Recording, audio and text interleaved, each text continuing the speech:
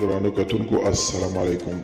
زه محمد سلمان همدرد د حق غږ پښتو چینل خبري لنډیز کې ستاسو کوربه اوس تاسو پام را اړوم د مهمو خبرونو لنډیز ته.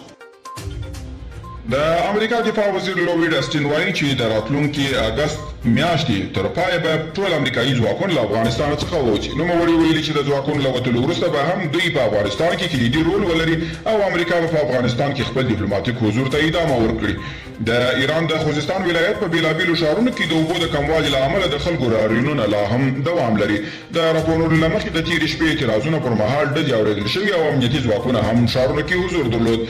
امریکایي رسنیو د دغه هیواد له ولسمشر جو بایدن نه په یو لیک کې غوښتي دي چې هغه افغانان امریکا ته ولېږدوي چې له دوی سره یې په افغانستان کې کار کړي.